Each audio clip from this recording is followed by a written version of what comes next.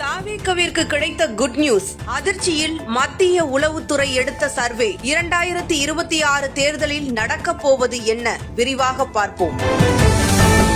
விஜய் சுற்றுப்பயணத்தில் கடந்த செப்டம்பர் 27 கரூரில் நடந்த துயர சம்பவத்திற்கு பின் தமிழகத்தில் தாவேக வாக்குநிலை குறித்து மத்திய உளவுத்துறை தரப்பில் 2 கட்டமாக தமிழகத்தில் உள்ள 234 தொகுதிகளில் எடுக்கப்பட்ட சர்வேயில் வெளிவந்துள்ள தகவல்கள் தற்போது அரசியல் கட்சிகளிடையே பரபரப்பை ஏற்படுத்தியுள்ளது. மத்திய உளவுத்துறை எடுத்த இந்த சர்வேயில் திமுக கூட்டணி 90 தொகுதிகளில் முதலிடம் வகிக்கிறது. 3வது இடத்தில் அதிமுக, பாஜக கூட்டணிக்கு 35 தொகுதிகளில் வெற்றி வாய்ப்பு உள்ளது. நாம் தமிழர் கட்சிக்கு 1 தொகுதியும் மீதமுள்ள 38 தொகுதிகளில் கிடைக்க வாய்ப்புள்ளதாக தகவல் வெளியாகியுள்ளது.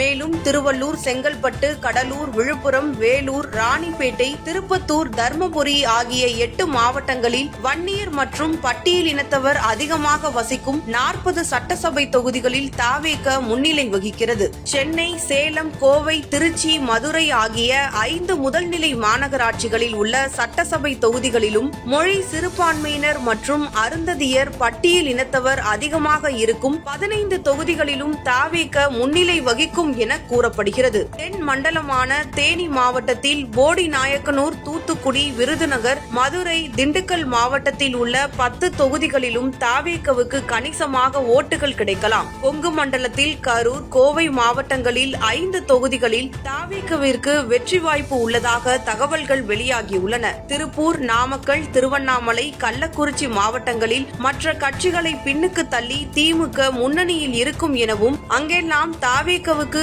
கிடுபடியான சூழலே காணப்படும். தென் மாவட்டங்களில் நாடார், தேவேந்திர குல வேளாளர் அதிகமாக உள்ள தொகுதிகளில் தனித்துவமான ஓட்டுகள் தாவேகவுக்கு இல்லை. அதே சமயம் முக்குலத்தோர் மற்றும் நாயுடு சமுதாயத்தினர் அதிகமாக வசிக்கும் சட்டசபை தொகுதிகளில் தாவேகவுக்கு சாதகமான சூழல் காணப்படுகிறது.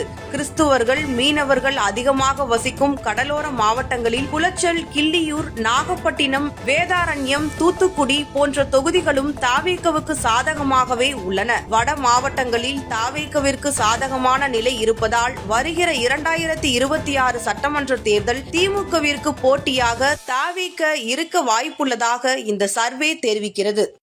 ஆல்ரெடி ரோட் ஷோ நடத்தி ஒரு பெரிய சம்பவம் நடந்திருக்கு. திரும்ப ஏன் நீங்க ரோட் ஷோவே கேக்குறீங்க? ரோட்ல நிறைய ஆக்சிடென்ட் நடக்குது. ஏன் வண்டியில போகாம இருக்கும்? வீட்லயா இருக்கும்?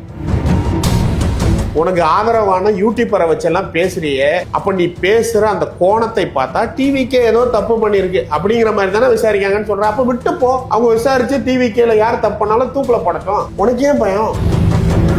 இவர்களுக்கு என்ன பயம் வந்துச்சுன்னா, கரூர்ல இவங்க ஏதோ தப்பு பண்ணிருக்காங்க. அந்த அம்மா மேயர் பிரியாமா அவங்க பாட்டுக்கு வேலை செய்ய விட்டா கூட பரவாயில்ல, சேகரபாபு கூடவே நின்று அவர் அறநிலைத்துறைக்கு அமைச்சர், கமிஷன் அடிக்கிறதுக்காக மாநகராட்சி புள்ள அவர் கண்ட்ரோல்ல வச்சிருக்காரு. இவர்கள் ஆள்வதற்கு எதற்குமே தகுதி இல்லாத நபர்களா மாறி ரொம்ப நாள் ஆச்சு. இவர்கள் திட்டங்கள் போடுவதற்கே திருடுவதற்கு தான். திருடி திருடி திருடி திருடி தமிழ்நாட்டை நாசப்படுத்தி வச்சிருக்காங்க. வருஷத்துக்கு 4.5 லட்சம் கோடி பட்ஜெட் போடுறாங்க. அதுல 1.5 லட்சம் கோடி திமுக காரன் வீட்டுக்குள்ள தான் போகுது.